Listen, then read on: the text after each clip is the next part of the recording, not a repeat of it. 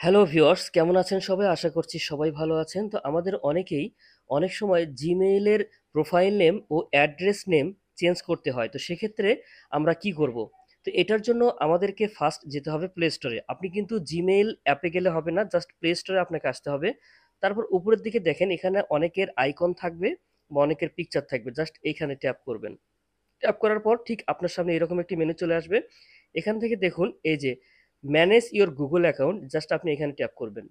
করার পর উপরেই দেখেন পার্সোনাল ইনফো, এইটাতে জাস্ট ট্যাপ করবেন। করার পর আপনি নিচের দিকে আসলে দেখতে পাবেন এখানে নেম নামে একটি অপশন দেখাচ্ছে, এইটাতে ট্যাপ করবেন। জাস্ট একটু অপেক্ষা করবেন। তারপর আপনার সামনে ঠিক এইরকম একটি ইন্টারফেস চলে আসবে। আপনি এখান থেকে উপরে যে নেম লেখাটা আছে এখানে ট্যাপ করবেন।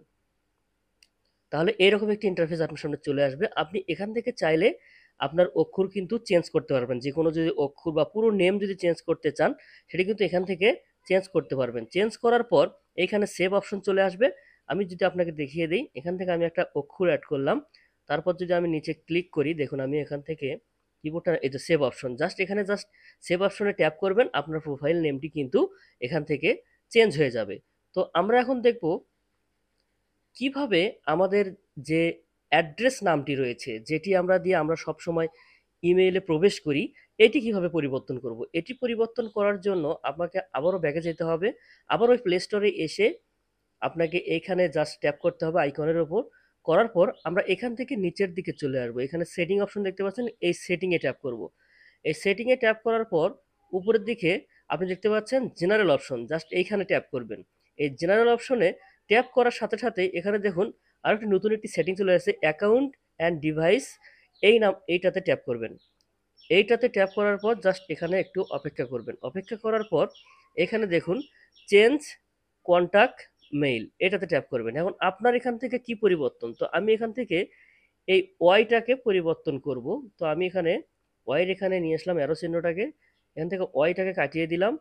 দেওয়ার পর আমি এখানে জাস্ট এখানে আমি একটা অক্ষর এখন এখানে যোগ করব। তো আমি এখানে ই যোগ করব।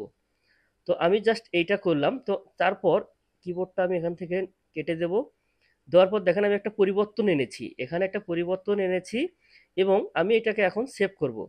সেভ করার জন্য জাস্ট আপনি সেভ বাটনে এখানে ট্যাপ করবেন। তারপর এখানে গেট ইটে ট্যাপ করবেন। Pending verification.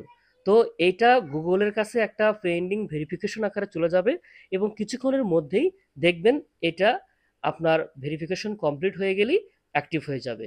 তো আশা করছি আপনি বুঝতে পেরেছেন। ঠিক এইভাবে খুব সহজেই কিন্তু পরিবর্তন করতে পারবেন। ভালো থাকবেন। ধন্যবাদ।